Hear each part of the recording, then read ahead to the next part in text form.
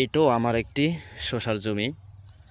শসা পরিপূর্ণভাবে খালি হওয়ার পরে শসার বয়স যখন শেষ হয়ে যায় তখন আমি আবার বেডকে মেরামত করে কি চাষ করলাম, কি রোপণ করলাম আজকে আলোচনা করব এই বিষয় নিয়ে আপনাদের সাথে। আসসালামু আলাইকুম রহমতুল্লাহ। সম্মানিত কৃষি উদ্যোক্তা ভাইয়েরা, আশা করি সকলে ভালো আছেন। আপনারা দেখতে পাচ্ছেন যে আমি আমার শসার জমিতে যে শসা করেছিলাম এই জমিতে দাঁড়ায় আছি। আপনারা দেখুন যে আমার জমি যখন শসার মেয়াদ শেষ হয়ে যায়, গাছ মরে যাওয়ার পরে আমি কিছু জমি শসা আগে লাগাইছি, ওখানে করলা রোপণ করছি, ওটা নিয়ে আমি ভিডিও করছি, দেখতে পারেন। এবং এই জমিটাতে আমি যেহেতু বর্ষা এসে গেছে, আজকে হলো আর আগামীকালকে পহেলা বৈশাখ, অর্থাৎ আমাদের নিচে জমিগুলোতে বৈশাখ এবং জ্যৈষ্ঠ মাস টানিয়া খেয়েছে। জ্যৈষ্ঠ মাস, অনেক সময় আষাঢ় মাসও খরা থাকে। আমরা এখানে চাইলেও করলা করতে পারবো না, কেননা এটা পানিতে ডুবে যাবে। জন্য পানির ভিতরে যে জিনিসটা থাকে ওই জিনিসটা করতেছি।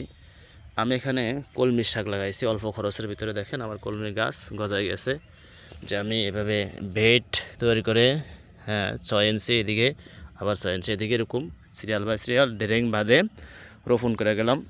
কলমির বিচি রুইয়া দিলাম। কিছুদিনের ভিতরে 5 দিনের ভিতরে 3 দিনের ভিতরে অনেকটি উঠে গেছে, অনেকটি এখনও উঠতেছে, উঠে গেল। আপনারাও আপনাদের জমি খালি না রেখে আপনারা আগাছা মুক্ত করে এভাবে কলমি শাক রোপণ করতে পারেন, অথবা পুঁই শাক রোপণ করতে পারেন। এখনও 2 মাস আমাদের হাতে আছে, তারপরে বর্ষাতেও কলমি শাক হয়।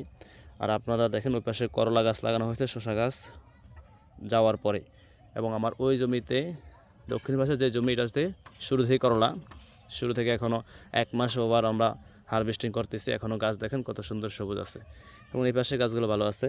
আর এই জমিটা থেকে আমি কলমি শাক রোপণ করলাম, কলমি চাষ করলাম। এবং এই পাশে শসা গাছের যে জমিটা আছে এটা এখনও পরিষ্কার করা হয়নি, কিছুদিনের ভিতরে আমি পরিষ্কার করেও কলমি শাক রোপণ করব, অর্থাৎ ডাটা কলমি কেটে কেটে রুয়ে দিব, যে অল্প কিছুদিনের ভিতরে শাক আসে যায়।